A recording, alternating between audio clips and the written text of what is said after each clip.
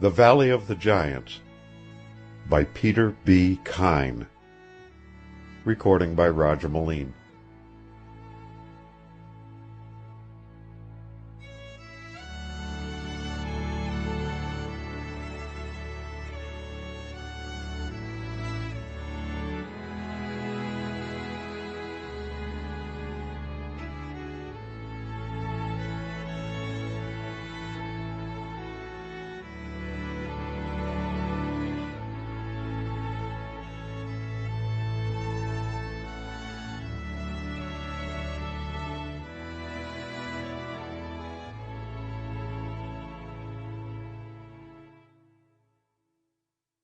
Chapter 1.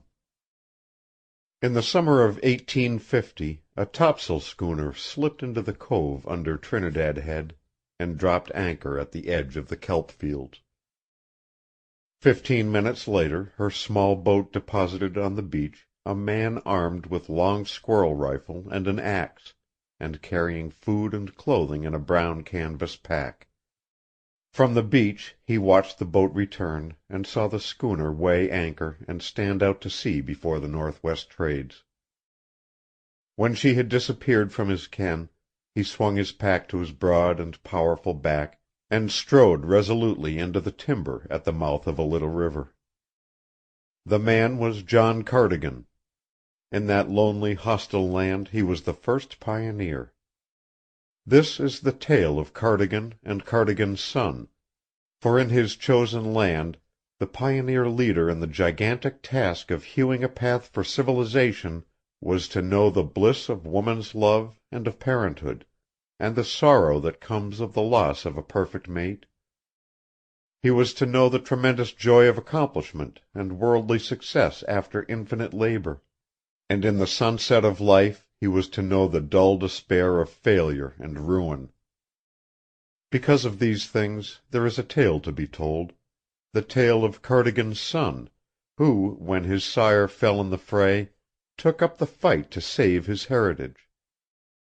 A tale of life with its love and hate, its battle, victory, defeat, labor, joy, and sorrow, a tale of that unconquerable spirit of youth which spurred Bryce Cardigan to lead a forlorn hope for the sake not of wealth but of an ideal.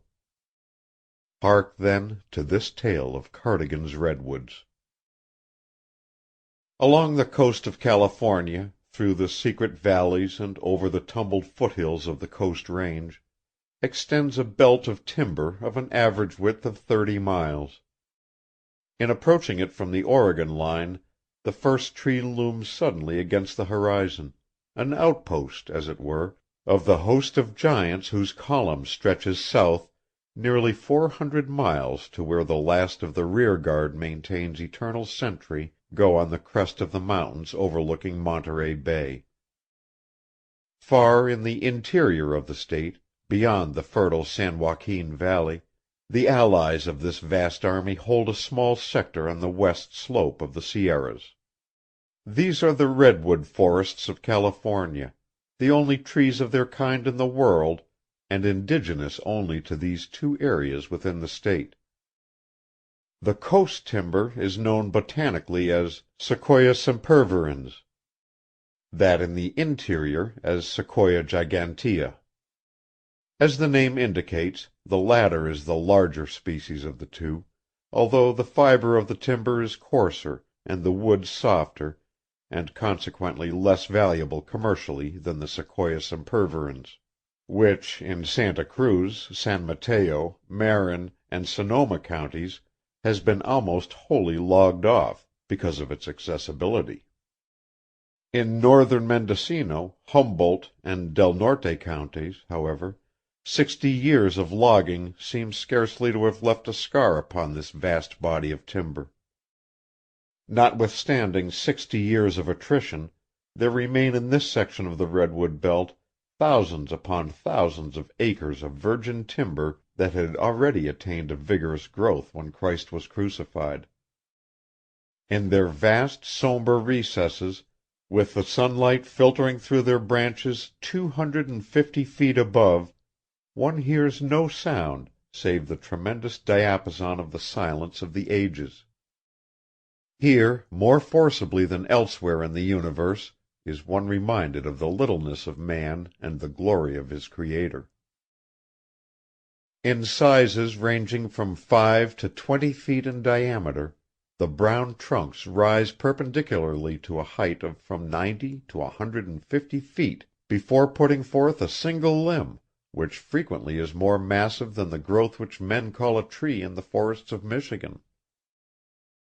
Scattered between the giants, like subjects around their king, one finds noble fir, spruce, or pines, with some Valparaiso live oak, black oak, pepperwood, madrone, yew, and cedar. In May and June, when the twisted and cowering madrone trees are putting forth their clusters of creamy buds, when the white blossoms of the dogwoods line the banks of little streams, when the azaleas and rhododendrons, lovely and delicate as orchids, blaze a bed of glory, and the modest little oxalis has thrust itself up through the brown carpet of pine needles and redwood twigs, these wonderful forests cast upon one a potent spell. To have seen them once thus in gala dress is to yearn thereafter to see them again and still again, and grieve always in the knowledge of their inevitable death at the hands of the woodsman. John Cardigan settled in Humboldt County, where the Sequoia sempervirens attains the pinnacle of its glory, and with the lust for conquest hot in his blood, he filed upon a quarter section of the timber almost on the shore of Humboldt Bay, land upon which a city subsequently was to be built. With his double-bitted axe and cross-cut saw, John Cardigan brought the first of the redwood giants crashing to the earth above which it had towered for 20 centuries, and in the form of split posts, railroad ties, pickets, and shakes, the fallen giant was hauled to tidewater in ox-drawn wagons and shipped to San Francisco in the little 2-masted coasting schooners of the period. Here, by the abominable magic of barter and trade, the dismembered tree was transmuted into dollars and cents, and returned to Humboldt County to assist John Cardigan in his task of hewing an empire out of a wilderness.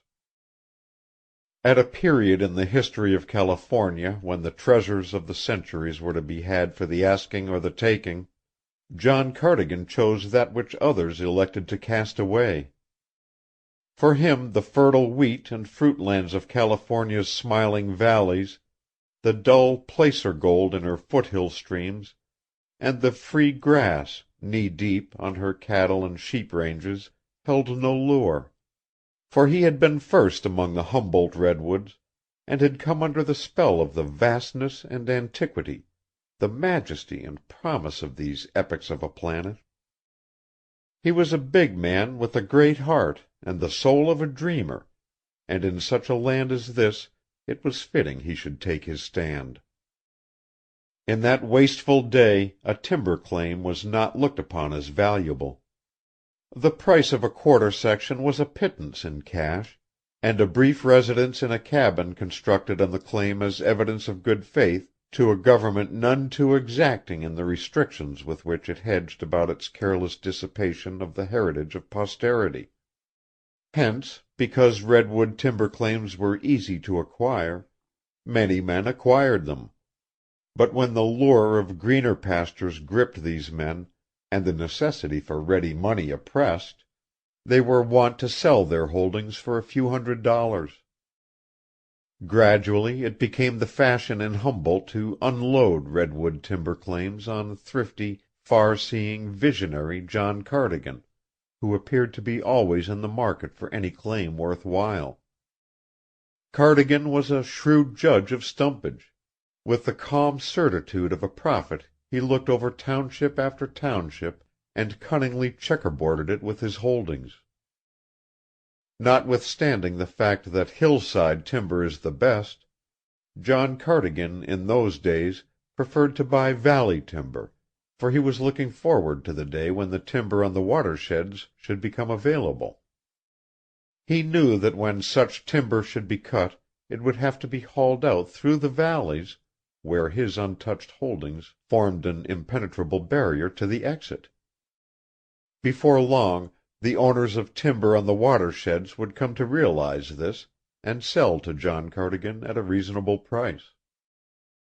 Time passed. John Cardigan no longer swung an axe or dragged a crosscut saw through a fallen redwood. He was an employer of labor now, well known in San Francisco as a manufacturer of split redwood products, the purchasers sending their own schooners for the cargo. And presently John Cardigan mortgaged all of his timber holdings with the San Francisco bank, made a heap of his winnings, and like a true adventurer staked his all on a new venture, the first sawmill in Humboldt County. The timbers for it were hewed out by hand, the boards and planking were whip-sawed.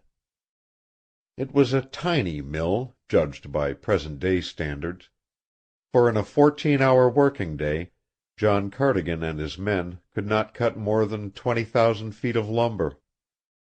Nevertheless, when Cardigan looked at his mill, his great heart would swell with pride.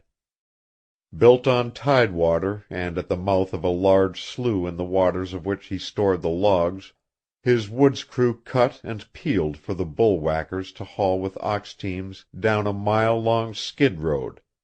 Vessels could come to Cardigan's mill dock to load and lie safely in 20 feet of water at low tide. Also, this dock was sufficiently far up the bay to be sheltered from the heavy seas that rolled in from Humboldt Bar, while the level land that stretched inland to the timberline constituted the only logical town site on the bay.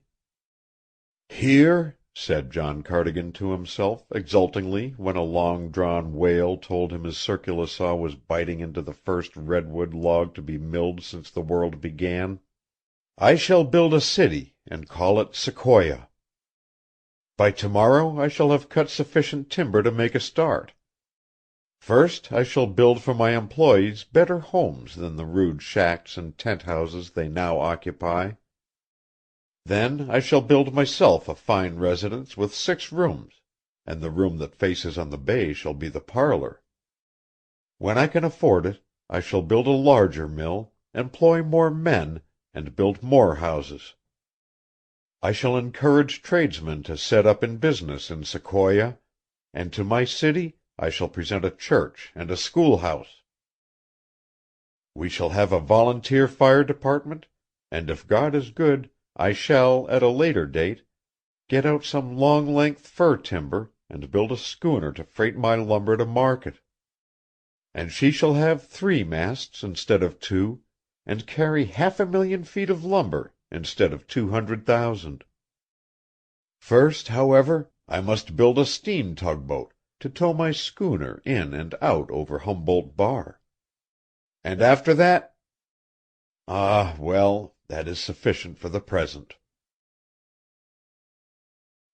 Chapter 2. Thus did John Cardigan dream, and as he dreamed he worked. The city of Sequoia was born with the Argonaut's 6-room mansion of rough redwood boards and a dozen 3-room cabins with lean-to kitchens. And the tradespeople came when John Cardigan, with something of the largeness of his own redwood trees, gave them ground and lumber in order to encourage the building of their enterprises. Also, the dream of the schoolhouse and the church came true. Sample complete. Ready to continue?